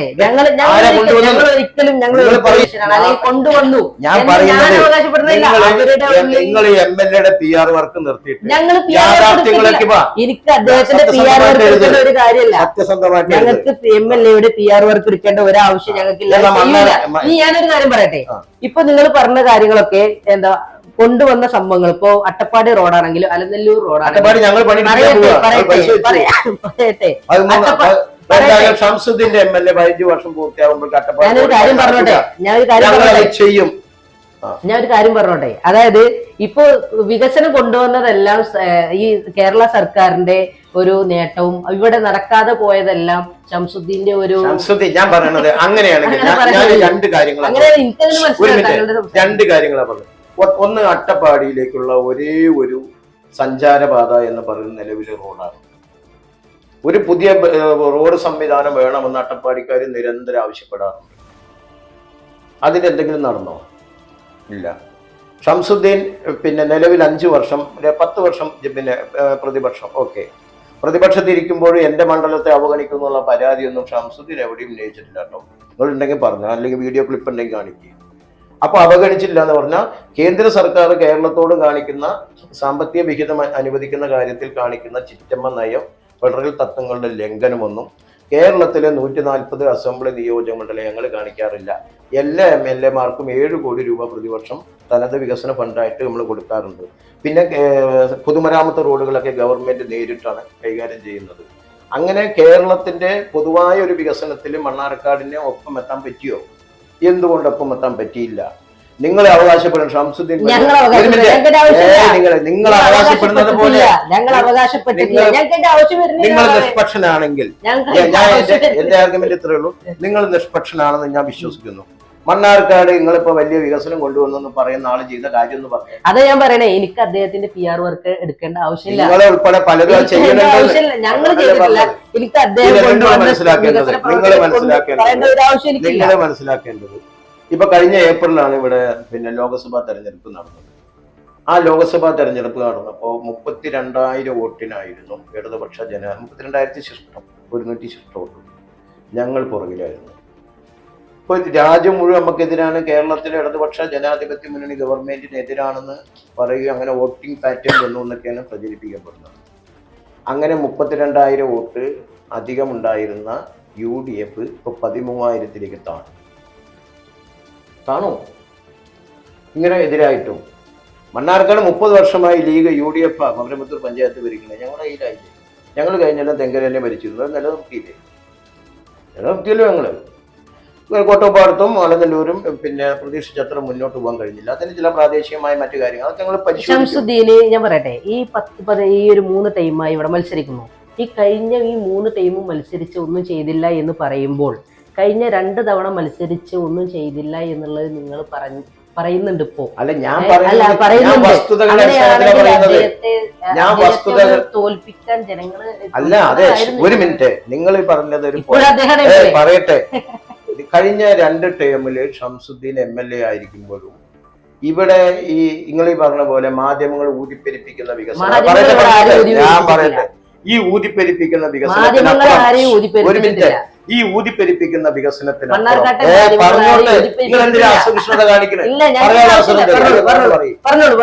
നിങ്ങളിപ്പോ പറയുന്ന ഊതിപ്പെരിപ്പിക്കുന്ന വികസനത്തിനപ്പുറം മണ്ണാർക്കാട് ഒന്നും നടന്നില്ല എന്ന യാഥാർത്ഥ്യമാണ് ഞങ്ങൾ ചൂണ്ടിക്കാണിക്കുന്നത്. അത് തെറ്റാണെങ്കിൽ നിങ്ങൾ സമർത്ഥിക്കേ. അതാണ് ഞാൻ പറയുന്നത്. അല്ലെങ്കിൽ നിങ്ങൾക്ക് ബോധ്യം ഉണ്ടെങ്കിൽ ഷംസു ചെയ്ത മണ്ണാർക്കാട് പ്രദേശം ചെയ്ത വികസനങ്ങൾ ഇന്ന കാര്യങ്ങൾ ചെയ്തെന്ന് പറയേ. ഞാനൊരു കാര്യം പറഞ്ഞോട്ടെ. ഈ ഊതിപ്പെരിപ്പിക്കുക പറയുന്നത് മണ്ണാർക്കാട്ടെ മാധ്യമ പ്രവർത്തകർ ആരും ഇവിടെ ഊതിപ്പെരിപ്പിച്ചതായിട്ട് എന്റെ അറിവിലില്ല. രണ്ടാമത്തെ ഒരു കാര്യം അതിലേക്കാ വരുന്നേ. രണ്ടാമത്തെ ഒരു കാര്യം ഞാൻ ആദ്യം തന്നെ ചോദിച്ചത് അവർ അവകാശപ്പെടുന്നു എന്നുള്ള എന്റെ അഭിപ്രായം. അതായത് UDF അല്ലെങ്കിൽ മുസ്ലിം ലീഗിന്റെ പ്രവർത്തകർ അല്ലെങ്കിൽ മുസ്ലിം ലീഗിന്റെ ഉള്ളിൽ നിന്നും ഷംസുദ്ദീൻ ഇവിടെ വലിയ പ്രവർത്തനം അല്ലെങ്കിൽ വികസന പ്രവർത്തനങ്ങൾ കൊണ്ടുവന്നു എന്ന് അവർ അവകാശപ്പെടുന്നു എന്നായിരുന്നു എന്റെ ചോദ്യം. ഒരു മിനിറ്റ്, ഞാൻ അതിന് വളരെ ശാന്തമായിട്ട് നിങ്ങളോട് വീണ്ടും പറയണമെന്നറിയും. കണ്ണംകുണ്ട്, അലനല്ലൂർ, കോട്ടോപ്പാടം, അലനല്ലൂർ, എടത്തനാട്ടുകര മേഖലകളെ തമ്മിൽ ബന്ധിപ്പിക്കുന്ന കണ്ണംകുണ്ടിൽ ഒരു പാലം ഉണ്ടാക്കണമെന്ന് ദീർഘകാലത്തെ ആളുകളുടെ ആവശ്യമാണ്. തീർച്ചയായിട്ടും അതിനുവേണ്ടി ഫണ്ട് മുടക്കാത്ത ഷംസുദ്ദീൻ തോരാപുരത്ത് പോയിട്ട് പാലം കെട്ടിയത് എന്തിന്? അതിന്റെ പിന്നിലെ സാമ്പത്തിക താല്പര്യങ്ങളൊന്ന് അന്വേഷിക്കുക. ആ പാലം കഴിഞ്ഞാൽ എവിടേക്കാ പോവുക? ഏതാനും ഭൂസ്വാമിമാരുടെ കച്ചവട താല്പര്യത്തിന് വേണ്ടി സർക്കാർ ഫണ്ട് ദുരുപയോഗം ചെയ്തതിന്റെ പ്രത്യക്ഷമായ ഉദാഹരണമാണ് അവിടെ കാണാൻ കഴിയുക. കണ്ണംകുണ്ട് നിലവിൽ ഫണ്ട് വെച്ചിട്ടുണ്ട് എന്നുള്ളതാണ് ഞാൻ അറിയാൻ കഴിഞ്ഞത്. നിങ്ങളിതിപ്പോ 7 കൊല്ലം മൂപ്പര് ഉദ്ഘാടനം ചെയ്തതല്ലേ, തറക്കല്ലിടൽ നടത്തിയല്ലേ, നടന്നോ? ഈ മൂപ്പർക്ക് 3 മാസം കൂടിയല്ലേ നടക്കാൻ പോകുന്നില്ല. അത് നടക്കാതെ പോയത് LDF സർക്കാർ. എന്നത് പറയണ്ടേ? ഇടതുപക്ഷ ജനാധിപത്യ മുന്നണി ഗവൺമെന്റ് ഈ ആവശ്യത്തോട് അല്ലെങ്കിൽ ഇന്ന കാര്യത്തോട് നിഷേധാത്മകമായ നിലപാട് സ്വീകരിച്ചു. എന്റെ അഭ്യർത്ഥന തള്ളിക്കളഞ്ഞു. അല്ലെങ്കിൽ ഞാൻ 10 കൊല്ലത്തിന് മുമ്പേ ഈ വിഷയം വളരെ സജീവമാണ്. ഷംസുദ്ദീൻ 5 കൊല്ലം മണ്ണാർക്കാട് ആദ്യം ഭരിക്കുമ്പോൾ ഇബ്രാഹിം കുഞ്ഞല്ലേ ഇവിടുത്തെ പിന്നെ പൊതുമരാമത്ത് വകുപ്പ് മന്ത്രി, ലീഗിന്റെ നേതാവല്ലേ അദ്ദേഹം. ആ സമയത്ത് അത് ചെയ്യിപ്പിക്കാമായിരുന്നില്ലേ? ഇനി അതില്ല, അത് പോട്ടെ. അത് കഴിഞ്ഞ് 10 കൊല്ലം 5 വർഷം ഞാൻ അവിടെ പോയി നോക്കി. G. സുധാകരൻ മിനിസ്റ്ററാണ്. LDF ഗവൺമെന്റിന്റെ കാലത്താണ് ഈ പാലത്തിന് പൈസ കൊടുത്തത്. സ്വാഭാവികമായ സ്ഥല MLA ആണ് പേര് സജസ്റ്റ് ചെയ്യുക. അങ്ങനെ പേര് സജസ്റ്റ് ചെയ്യുമ്പോൾ ഏതിനാണ് മുൻഗണന കൊടുക്കേണ്ടത്? കണ്ണംകുണ്ടിനാണോ തോരാപുരത്തിനാണോ? ഭൂമാഫിയകളുടെ താല്പര്യത്തിന് വേണ്ടി കണ്ണംകുണ്ട് കൊടുക്കേണ്ട പാലം ഇവിടെ കൊണ്ട് നടപ്പാക്കി സാമ്പത്തിക നേട്ടം ഉണ്ടാവും. അതില്ലെന്ന് ഞാൻ പറയില്ല. അതിന്റെ പിന്നിൽ സാമ്പത്തിക നേട്ടം കണ്ടാൽ തന്നെ മനസ്സിലാവും. അപ്പൊ യഥാർത്ഥ എവിടെ കൊടുക്കണം വികസനം, ആർക്കാണ് മുൻഗണന കൊടുക്കേണ്ടത്, അത് ചർച്ച ചെയ്യണ്ടേ? ഇനി മുന്നിൽ കേൾക്ക്. 5 വർഷം ഞാൻ വീണ്ടും പറയുന്നു, ആദ്യത്തെ 5 വർഷം പൊതുമരാമത്ത് വകുപ്പ് മന്ത്രി അലനല്ലൂർ റോഡ് അങ്ങനെ കിടക്കാൻ തുടങ്ങിയിട്ട് കാലത്രയും ഒരു വളരെ മഞ്ചേരിക്ക് നമ്മൾ കോഴിക്കോട്ടേക്കൊക്കെ എളുപ്പം തിരക്ക് ഒഴിവാക്കി വേണമെങ്കിൽ എളുപ്പമായിട്ട് പോകാൻ പറ്റുന്ന റോഡാണ് ഈ അലനല്ലൂർ കൂടെ പോകുന്നത്. ആ റോഡിന് കാലോചിതമായ ഒരു വികസന പ്രവർത്തനം നടത്താൻ എന്തുകൊണ്ടാണ് അദ്ദേഹം തയ്യാറാവാതിരുന്നത്? അത് ഇപ്പൊ നടക്കുന്നത് ഞങ്ങൾ ആ റോഡിനെ സംസ്ഥാനത്തെ മലയോര ഹൈവേയുടെ ഭാഗമാക്കി ഫണ്ട് വെച്ച് അതിനിപ്പോ നവീകരിച്ച് ഞങ്ങൾ നേരേക്കും. ഞാൻ പറയുന്നത് 14 കൊല്ലം എവിടെയായിരുന്നു? 13 കൊല്ലം എവിടെയായിരുന്നു? 13 കൊല്ലം എവിടെയായിരുന്നു? കഴിഞ്ഞ 10 വർഷം ഈ തെങ്കര റോഡ് തന്നെ ഇങ്ങനെ സമയബന്ധിതമായി പൂർത്തിയാക്കപ്പെടാതിരിക്കുന്നതിന്റെ പുറകിൽ MLAക്ക് നിക്ഷിപ്ത താല്പര്യമുണ്ട്. കരാറുകാരൻ ഒരു മിനിറ്റ്, ആ കരാറുകാരൻ സമയബന്ധിതമായി പണി പൂർത്തീകരിക്കില്ല എന്ന് ഞങ്ങൾക്ക് ബോധ്യമായി. അപ്പൊ ഇതെന്താ? എന്റെ കുഴപ്പമില്ല. നിയമസഭയിൽ ഇതുമായി ബന്ധപ്പെട്ടുകൊണ്ട് ഒരു സബ്മിഷൻ ഉന്നയിച്ചുകൊണ്ട് പറഞ്ഞത് കിഫ്ബി എന്ന് പറയുന്ന സംവിധാനത്തിന്റെ കുഴപ്പമാണ്. നിങ്ങളിത് പിന്നെ കാര്യങ്ങളിലാണ് നിയമസഭാ രേഖകളുണ്ട്, ഞാനൊക്കെ എടുത്തു വെച്ചിട്ടുണ്ട്, എന്റെ അടുത്തുണ്ട്. അത് നിയമസഭയിൽ ഷംസ് പ്രസംഗിച്ച കാര്യമാണത്. കിഫ്ബി എന്റെ കുഴപ്പമില്ല, അപ്പുറത്തെ മണ്ഡലത്തിനും കുഴപ്പമുണ്ട്. അപ്പുറത്തെ മണ്ഡലത്തിൽ കേസ് ഉണ്ടായിരുന്നു, ഇവിടെ ഒരു കേസും ഉണ്ടായിരുന്നില്ല. അപ്പൊ ഞാൻ പറഞ്ഞു വന്നത് എന്താ, ഇത് ഈ സംവിധാനം കിഫ്ബി എന്ന് പറയുന്ന ഈ പുതിയ സാമ്പത്തിക സംവിധാനം, ആ വികസനത്തിന് വേണ്ടി നമ്മൾ ഉണ്ടാക്കിയ പുതിയൊരു സംവിധാനം മോശമാണ് എന്ന് വരുത്തലായിരുന്നു. അതുകൊണ്ടാണല്ലോ UDF ഞങ്ങൾ വന്നത് ആദ്യം പിരിച്ചുവിടുന്ന് പറയുന്നത്. എന്താണ് അതിന്റെ കാരണം? അപ്പൊ ഈ സംവിധാനം മോശമാണെന്ന് വരുത്തി തീർക്കുക എന്നതായിരുന്നു മൂപ്പരുടെ പൊളിറ്റിക്കൽ അജണ്ട. പക്ഷെ നാട്ടിലെ ജനങ്ങൾ ഇറങ്ങിയപ്പോ ആ അജണ്ടയിൽ നിന്ന് അദ്ദേഹത്തിന് പിന്മാറേണ്ടി വന്നു എന്നതാണ് ഈ തെങ്ങര റോഡിന്റെ ഒരു അട്ടപ്പാടി റോഡിന്റെ ഒരു പ്രശ്നം എന്ന് ഞാൻ മനസ്സിലാക്കുന്നത് അവിടെ കരാറുകാരന്റെ ഒരു പ്രശ്നം നടന്നിട്ടുണ്ട് എന്നുള്ളതാണ്. അതുപോലെ തന്നെ ഞാൻ ഒന്ന് പറയട്ടെ, അതുപോലെ തന്നെ തൊട്ടടുത്ത് കിടക്കുന്ന മണ്ഡലം കോങ്ങാട് മണ്ഡലത്തിൽ ഈ ചെറക്കപ്പടി മുതൽ കാഞ്ഞിരപ്പുഴ വരെയുള്ള റോഡ്, ആ റോഡ് ഇതുപോലെ കരാറുകാരന്റെ പ്രശ്നം കൊണ്ട് കടന്നിട്ടില്ലേ? പറയട്ടെ, രണ്ടാണ് ഞാൻ പറയാം. കാഞ്ഞിരപ്പുഴ റോഡിലെ പ്രവൃത്തി ആരംഭിക്കുന്നത് 2018-ലാണ്. 2018-ലും 2019-ലുമാണ് കാഞ്ഞിരപ്പുഴ ഉൾപ്പെടെയുള്ള പ്രദേശത്ത് വലിയ തോതിൽ പ്രളയം വന്നു. പ്രളയത്തിന് ഇരയായി. അത് കഴിഞ്ഞ് 20 ആയപ്പോഴേക്ക് കോവിഡ് വന്നു. തമിഴ്നാട്ടുകാരായ പണിക്കാരായിരുന്നു അവിടെ നിന്നിരുന്നത്. അവിടെ നാട്ടിൽ പണിയെടുക്കാൻ ആളുകൾ സമ്മതിച്ചിരുന്നില്ല. ആകെ ബ്രേക്ക് ഡൗൺ ആയി. ഈ 3 കൊല്ലം ആ റോഡിന്റെ പണി കരാറുകാരന് ഉദ്ദേശിച്ച പോലെ മുന്നോട്ട് കൊണ്ടുപോകാൻ പറ്റി. അതിനിടയിൽ ഈ കരാറുകാരൻ ഈ പണി ആദ്യം ഏറ്റെടുത്ത കരാറുകാരൻ വേറൊരു കരാറിന് മറച്ചു കൊടുത്തു. അവർ തമ്മിലുള്ള സാമ്പത്തിക ഇടപാടിൽ വന്നിട്ടുള്ള തർക്കം അവസാനം ഗവൺമെന്റ് ഇടപെട്ടല്ലോ. ഗവൺമെന്റ് ഇടപെട്ട് അവരെ ഡീബാർ ചെയ്തല്ലോ, പുതിയ ടെൻഡർ വിളിച്ചല്ലോ, നമ്മൾ നടപ്പാക്കിയല്ലോ. ആ കരാറുകാരനല്ലല്ലോ പണി തീർത്തത്. ഒരാളെങ്കിൽ ലേബർ കോൺട്രാക്ട് സൊസൈറ്റിയുടെ പണിയെടുത്ത് ആദ്യം RS കൺസ്ട്രക്ഷൻ പറയുന്ന ഒരാളുകളെ പണിയെടുത്തിരുന്നത് ഈ റോഡ് ബേസ്ഡ്. ULCC ആണല്ലോ പണി പൂർത്തീകരിച്ചത്, ടെൻഡർ ചെയ്തില്ലേ. ഇവിടെ എന്താണ് പ്രശ്നം? ഇവിടെ കരാറുകാരൻ ഇങ്ങനെ പല വർക്കുകളും ഏറ്റെടുത്തിട്ടുണ്ട്. ആ കരാറുകാരനും ഇവരും തമ്മിലുള്ള ഒത്തുതീർപ്പ് നാടകത്തിന്റെ ഏറ്റവും പ്രത്യക്ഷമായ ഉദാഹരണം എന്താ അറിയോ? ലീഗിന്റെ ആളുകൾ കരാറുകാരന്റെ ഓഫീസ് അടിച്ചു പൊളിച്ച ദിവസം കമ്പ്യൂട്ടർ ഉൾപ്പെടെ സംവിധാനങ്ങൾ നശിപ്പിച്ചു. എന്താ കരാറുകാരൻ ഇവർക്കെതിരെ പരാതി കൊടുക്കായിരുന്നു? കൊടുത്ത പരാതി പിൻവലിച്ചു. പിറ്റേ ദിവസം ഇടനിലക്കാരനായി സംസാരിച്ചത് മണ്ണാർക്കാട് MLA ആണ്. അങ്ങനെ ഒരു കരാറുകാരനും ഇവരും തമ്മിൽ അന്തർധാര സജീവമല്ലെങ്കിൽ ആ പരാതിയിൽ അധികം കുറച്ചിട്ടുണ്ടേ. അപ്പൊ ഇവര് തമ്മിലുള്ള അന്തർധാര സജീവമാണ്. പണ്ട് സന്ദേശം സിനിമയില് ഭരങ്കരാടിയല്ലേ പറഞ്ഞ് ആ അന്തർധാര ഇവര് വളരെ സജീവമായിരുന്നു. അത് പൊളിച്ച് ആ നാട്ടിലെ ആളുകളൊക്കെ പാടെ ഇറങ്ങി ഇതിനെതിരെ ഫൈറ്റ് ചെയ്ത് തുടങ്ങി. റോഡ് നവീകരിക്കണം എന്നുള്ള ആവശ്യം, ജനകീയ ആവശ്യം. സന്ദേശ സിനിമയിലെ മറ്റൊരു കാര്യം പറയുമ്പോഴേ ഞാൻ നിങ്ങളോട് തമാശയിൽ ചോദിക്കണം, ഇപ്പൊ നിലവിൽ നമുക്ക് ഈ ഒരു അടി തദ്ദേശ തെരഞ്ഞെടുപ്പ് പറയട്ടെ, തദ്ദേശ തെരഞ്ഞെടുപ്പ് പല പഞ്ചായത്ത് നമ്മളെ കയ്യിൽ നിന്ന് പോയി. താത്വികമായ ഒരു അവലോകനം ചെയ്തു. താത്വികമായ ഇതിന്റെ പ്രശ്നം എന്താ വെച്ചാൽ കഴിഞ്ഞ ഈ മണ്ണാർക്കാട് മേഖലയിൽ തന്നെ, മണ്ണാർക്കാട് മേഖലയിൽ തുടങ്ങാം. മണ്ണാർക്കാട് മേഖലയിൽ നിന്ന് ഒന്നും കയ്യിൽ നിന്ന് പോയിട്ടില്ല. ഇപ്പൊ വരുമ്പത്തൂരും ഇങ്ങോട്ട് കിട്ടുക പോയിട്ടില്ലാന്ന് ഇങ്ങോട്ട് കിട്ടുക ചെയ്തത്. അത് കാരാകൃഷി കാഞ്ഞിരപ്പുഴക്ക് അപ്പുറത്താണ്, കോങ്ങാട് മണ്ഡലത്തിൽ. മണ്ണാർക്കാട് മണ്ഡലത്തെ കുറിച്ച് പറയാം. മണ്ണാർക്കാട് മണ്ഡലത്തിൽ അട്ടപ്പാടിയിലാണ് അട്ടപ്പാടിയിൽ ഇടതുപക്ഷ ജനാധിപത്യ മുന്നണിക്ക് ഒരു ശ്രദ്ധക്കുറവ് വന്നിട്ടുണ്ട്. നിങ്ങൾ മനസ്സിലാക്കേണ്ടത്, ഇപ്പൊ 10 കൊല്ലം തുടർച്ചയായിട്ട് അട്ടപ്പാടി ബ്ലോക്ക് പഞ്ചായത്തും 3 ഗ്രാമപഞ്ചായത്ത് ഇടതുപക്ഷ മുന്നണിയാണ് ഭരിച്ചിരുന്നത്. അതിനു മുമ്പ് UDF ആയിരുന്നു അവിടെ. ജില്ലാ പഞ്ചായത്തും ബ്ലോക്ക് പഞ്ചായത്തും ഗ്രാമപഞ്ചായത്തൊക്കെ UDF ആയിരുന്നു. അവർ നമ്മൾ പിടിച്ചെടുത്തു. 10 വർഷം ഭരിച്ചു. ആളുകൾ ഒരു മാറ്റം വേണമെന്ന് ആഗ്രഹിച്ചു. ആളുകൾ അതിനനുസരിച്ച് വോട്ട് ചെയ്തിട്ടുണ്ടാവും. അതൊക്കെ പരിശോധിച്ച് നിങ്ങൾ മനസ്സിലാക്കേണ്ട, പഞ്ചായത്ത് 3 എണ്ണം പോയപ്പോഴും പൊളിറ്റിക്കൽ വോട്ട് നമ്മൾ കണക്കാക്കുന്നത് ജില്ലാ പഞ്ചായത്ത് ഡിവിഷനെ കേന്ദ്രീകരിച്ച അതിന്റെ അതാണ് പൊളിറ്റിക്കൽ വോട്ടായിട്ട് നമ്മൾ കണക്കാക്കുന്നത്.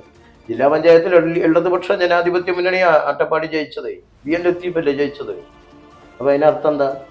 അട്ടപ്പാടിയിൽ അങ്ങനെ എല്ലാം പോയി എന്നൊന്നും ധരിക്കണ്ട. ഗ്രാമപഞ്ചായത്തുകൾ പകലി ഗ്രാമപഞ്ചായത്തിൽ LDF തോറ്റു. ഞങ്ങൾ ഗ്രാമപഞ്ചായത്തിൽ ഓരോ സ്ഥാനാർത്ഥിയും കിട്ടിയ LDF-ന്റെ UDF-ന്റെ വോട്ട് കണക്കാക്കിയപ്പോൾ LDF-നെ കൂടുതൽ വോട്ട്. പുതൂർ പഞ്ചായത്തിൽ BJP പുതൂർ പഞ്ചായത്ത് ഞാൻ പറഞ്ഞത് ഈ പുതിയ ആളുകൾ മാറ്റം വരുന്നു. ഈ അട്ടപ്പാടിയിലെ വോട്ടിങ്ങില് വെറും രാഷ്ട്രീയം മാത്രമല്ല, മറ്റു പല ഘടകങ്ങളും സാമ്പത്തിക സ്വാധീനമൊക്കെ അവിടെ ഈ പുതൂർ പഞ്ചായത്തിലെ ഭരണം ഇല്ലാതാക്കുന്നതിൽ വലിയ തോതിൽ BJP പണം ഒഴുക്കിയിട്ടുണ്ട്. ട്രൈബ്സ് ഉൾപ്പെടെയുള്ള ആളുകൾ, പാവപ്പെട്ട മനുഷ്യരെ അവിടെ കൂടുതലുള്ളത്. അപ്പോൾ അവരൊക്കെ ഒരു നിമിഷം തെറ്റിദ്ധരിപ്പിക്കാനും സ്വാധീനിക്കാനൊക്കെ ഇവർക്ക് കഴിഞ്ഞിട്ടുണ്ടാവും. അതൊന്നും ആത്യന്തികമായി നിലനിൽക്കില്ല. അവിടെയൊക്കെ ഇടതുപക്ഷ ജനാധിപത്യ മുന്നണി തിരിച്ചു വരുന്നതിന്റെ പ്രത്യക്ഷ ഉദാഹരണമാണ് പുതൂർ പഞ്ചായത്തിൽ ജില്ലാ പഞ്ചായത്തിലേക്ക് ഇടതുപക്ഷ ജനാധിപത്യ മുന്നണിയുടെ സ്ഥാനാർത്ഥി ലത്തീഫ ലീഡ് ചെയ്തത്. അപ്പം അങ്ങനെ രാഷ്ട്രീയമായിട്ട് ഫുള്ള് പോയി എന്ന് തെറ്റിദ്ധരിക്കേണ്ട.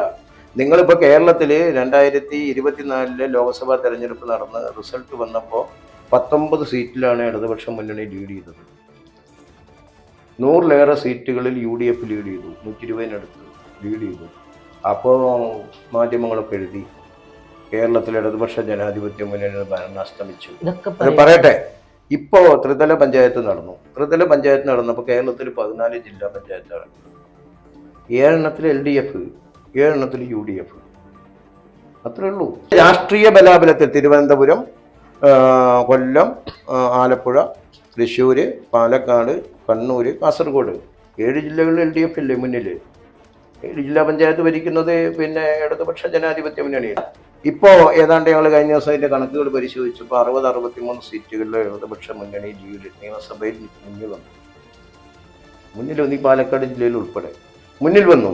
ഞാൻ പറയുന്നത് കേരളത്തിലെ ഇടതുപക്ഷ ജനാധിപത്യ മുന്നണി അങ്ങനെ രാഷ്ട്രീയമായിട്ട് വലിയൊരു ഒറ്റപ്പെടലിന് വിധേയമായി എന്ന് മാധ്യമങ്ങൾ പ്രചരിപ്പിക്കുന്നത് 100% ശരിയല്ല. VD സതീശന്റെ ഒരു പ്രസ്താവന ഉണ്ടായിരുന്നു, ഈ ഇടതുപക്ഷം തോറ്റു എന്ന് അവരെ പറഞ്ഞ് മനസ്സിലാക്കാനാണ് പാടുന്നത്. അല്ല, ഞങ്ങളുള്ള യാഥാർത്ഥ്യമല്ലേ പറയുന്നത്. 14 ജില്ലാ പഞ്ചായത്തിൽ ആരാ പ്രസിഡന്റുമാര് ഇടതുപക്ഷക്കാരല്ലേ? 14-ഇടത്തല്ലേ UDF ഉള്ളൂ. ഇതെന്താ പറഞ്ഞ് ബോധ്യപ്പെടുത്തി തരണോ? ഇതൊക്കെ പറയുമ്പോഴും താങ്കളുടെ പല പ്രസ്താവനകളുടെ അടിയിൽ വന്നിട്ട് പല ആളുകൾ കമന്റ് ചെയ്തിട്ടുണ്ടായിരുന്നു. താങ്കളുടെ പഞ്ചായത്ത് ഏത് പഞ്ചായത്ത്? കാഞ്ഞിരപ്പുഴ പഞ്ചായത്തിൽ ഞാൻ ആദ്യം മെമ്പറായി തിരഞ്ഞെടുക്കപ്പെടുമ്പോൾ 5 പേരെ LDF-ലുള്ളൂ, 2 CPI, 3 CPM. പിന്നെ ഞാൻ ഉൾപ്പെടെ നടത്തിയിട്ടുള്ള അവിടുത്തെ ഇടപെടലിനെ തുടർന്ന് തൊട്ടടുത്ത തെരഞ്ഞെടുപ്പിൽ 15 സീറ്റ് ഇടതുപക്ഷത്തിന് കൊണ്ടുവന്നു. അത് കഴിഞ്ഞ് ഞാൻ പ്രസിഡൻ്റായ അവസാനം 2 വർഷം തുടർഭരണം കൊണ്ടുവന്നു. ഈ തെരഞ്ഞെടുപ്പിൽ കാഞ്ഞിരപ്പുഴ പഞ്ചായത്തിൽ നിലവിലുണ്ടായിരുന്ന ഭരണസമിതിയോട് വലിയ വിയോജിപ്പില്ലായിരുന്ന ആളുകൾ, ഇടതുപക്ഷത്തിലെ ഭരണസമിതിയിൽപ്പെട്ട എല്ലാവരോടും, അതിൽ CPM എല്ലാവർക്കും ഉണ്ട്. ഇപ്പോൾ ലീഗിൻ്റെ കുത്തക സീറ്റുകളിൽ ലീഗ് പരാജയപ്പെട്ടു, കോൺഗ്രസിൻ്റെ കുത്തക സീറ്റ് കോൺഗ്രസ് പരാജയപ്പെട്ടു, ഇടതുപക്ഷത്തിൻ്റെ കുത്തക സീറ്റുകൾ ഇടതുപക്ഷം പരാജയപ്പെട്ടു, BJP ജയിച്ച 2 വാർഡുകളിൽ BJP തോറ്റു. ഇതൊക്കെ നമ്മൾ കാണുന്നതല്ലേ. അപ്പോൾ ഇതിൽ നിലവിലുണ്ടായിരുന്ന ഭരണസമിതിയുടെ പല നടപടികളോടും ആ പഞ്ചായത്തിലെ സാധാരണ ജനങ്ങളിൽ വലിയ പ്രതിഷേധം ഉണ്ടായിരുന്നു. ആ പ്രതിഷേധം എല്ലാവർക്കും എതിരായിട്ടുണ്ട്. ഇപ്പം ലീഗുള്ളവർക്ക് ലീഗിനെതിരെ വോട്ട് വീണു. ഇപ്പം ചെറുക്കപ്പടി ലീഗായിരുന്നു, ലീഗിനെതിരെ വോട്ട് ചെയ്ത് 200 വോട്ടിന് LDF ജയിച്ചത്. പിന്നെ അങ്ങനെ ഇടതുപക്ഷത്തിനും കുത്തകയായ പല സീറ്റുകളും നഷ്ടപ്പെട്ടതൊക്കെ നിസ്സാര വോട്ടിനാണ്. അതൊരു കണക്ക് പരിശോധിച്ചാൽ 10, 300, 400 വോട്ടിൻ്റെ വ്യത്യാസം ഉണ്ടാവും, അങ്ങനെ സൂക്ഷ്മമായി പഠിച്ചാൽ. അപ്പോൾ ഞാൻ പറഞ്ഞത്, എന്നും ഒരു ഇടതുപക്ഷ ആഭിമുഖ്യം പുലർത്തിപ്പോന്നിരുന്ന പഞ്ചായത്തല്ല കാഞ്ഞിരപ്പുഴ. അങ്ങോട്ടും ഇങ്ങോട്ടൊക്കെ മാറ്റങ്ങൾ വന്നിരുന്നു. 10 കൊല്ലം തുടർച്ചയായിട്ട് ഭരിക്കാൻ കിട്ടിയത് ഞങ്ങളൊക്കെ നടത്തിയിട്ടുള്ള ഇടപെടലിനെ തുടർന്നാണ്. അതൊരു സത്യമാണ്. അപ്പോൾ ഇനിയൊക്കെ തിരുത്താൻ നമ്മളൊരു മനുഷ്യനാണ്. ജനാധിപത്യ പ്രക്രിയയിൽ നമ്മൾ ചെയ്യുന്ന കാര്യങ്ങൾ പൊതുജനങ്ങളെ ബോധ്യപ്പെടുത്തിക്കൊണ്ട് വേണം. പൊതുജനങ്ങളാണ് യജമാന്മാര്. അല്ലാതെ നമ്മളിപ്പോൾ ഞാൻ മെമ്പറായി കഴിഞ്ഞാൽ എൻ്റെ കീഴിൽ ഇവരൊക്കെ നിൽക്കണം പറഞ്ഞ് നടക്കില്ല. നമ്മളെപ്പോഴും ജനഹിതത്തെ മാനിക്കുക, ജനങ്ങളുടെ അഭിപ്രായങ്ങൾക്ക് മുഖ്യ പരിഗണന കൊടുക്കുക. ആ ഒരു നിലപാട് സ്വീകരിക്കാതെ ജയിച്ചവരൊക്കെ വല്ല അധികാര കേന്ദ്രങ്ങളായി മാറുകയും ജനകീയ അഭിലാഷങ്ങൾ മറക്കുകയും ചെയ്യുമ്പോൾ ജനം സ്വാഭാവികമായി എതിർക്കും. അതിൻ്റെ ഫലം അവിടെ കണ്ടത്. ഇതൊക്കെ എല്ലാ പാർട്ടികൾക്കും പരിശോധിക്കാനും തിരുത്താനൊക്കെ പറ്റുന്ന സന്ദർഭമാണ്. എല്ലാവരും അത് ചെയ്യട്ടെ. ജനാധിപത്യ പ്രക്രിയയിൽ തോൽവികൾ വേണം. ജനാധിപത്യ പ്രക്രിയയിൽ തോൽവികൾ ഉണ്ടാകുമ്പോൾ നമ്മളെ പ്രസ്ഥാനമായാലും വ്യക്തികളായും ശുദ്ധീകരിക്കപ്പെടും. എന്തുകൊണ്ട് ഞാൻ തോറ്റു എന്ന് പറഞ്ഞ് സ്വയം ആത്മപരിശോധനയ്ക്കുള്ള അവസരമായി കിട്ടുമ്പോൾ രാഷ്ട്രീയ പ്രസ്ഥാനങ്ങൾ നന്നാവും, വ്യക്തികൾ ശുദ്ധീകരിക്കപ്പെടും. അപ്പോൾ അതിനൊക്കെ അവസരം. ഇടയ്ക്കൊക്കെ ഒരു തോൽവി നല്ലതാണ്. എന്നും നമ്മൾ ജയിച്ചാൽ നമ്മൾ നശിക്കുകയോ ചെയ്യുക. അപ്പോൾ ഇടയ്ക്ക് ഒരു തോൽവി ഉണ്ടാകുന്നത് നല്ലതാണ്. എന്തായാലും ഇത്രയും സമയം നമ്മോടൊപ്പം ഉണ്ടായിരുന്നത് പൊറ്റശ്ശേരി മണികണ്ഠനാണ്. എന്തായാലും പല രാഷ്ട്രീയ വിഷയങ്ങളും നമ്മോടൊപ്പം ചർച്ച ചെയ്യേണ്ടായി. എന്തായാലും അദ്ദേഹം എന്ന് പറയുന്നത് CPIയുടെ സംസ്ഥാന കൗൺസിൽ അംഗം അല്ലേ, അതുപോലെ തന്നെ കിസാൻ സഭയുടെ ജില്ലാ സെക്രട്ടറി കൂടെയാണ്, അതുപോലെ തന്നെ മുൻ പഞ്ചായത്ത് പ്രസിഡന്റാണ്. എന്തായാലും അദ്ദേഹം നമ്മോടൊപ്പം ഇത്രയും നേരം ചിലവഴിച്ചതിന് വളരെയധികം നന്ദി ഞങ്ങൾ രേഖപ്പെടുത്തുകയാണ്. എന്തായാലും നിങ്ങൾ മനസ്സിലാക്കേണ്ട ഒരു കാര്യം, ഞങ്ങൾക്ക് ആരുടെയും PR വർക്ക് എടുക്കേണ്ട ഒരു കാര്യം ഞങ്ങൾക്കില്ല. ഇതുവരെ അങ്ങനെ ചെയ്തിട്ടില്ല, ഇനി ഞാൻ ചെയ്യാനും പോകുന്നില്ല. എന്തായാലും അത് താങ്കൾ മനസ്സിലാക്കണമെന്ന് മാത്രം പറഞ്ഞുകൊണ്ട് ഞാൻ വൈൻഡപ്പ് ചെയ്യാണ്. ഞാൻ അർഷാദ്, എന്നോടൊപ്പം ഉണ്ടായിരുന്നു മണികണ്ഠൻ.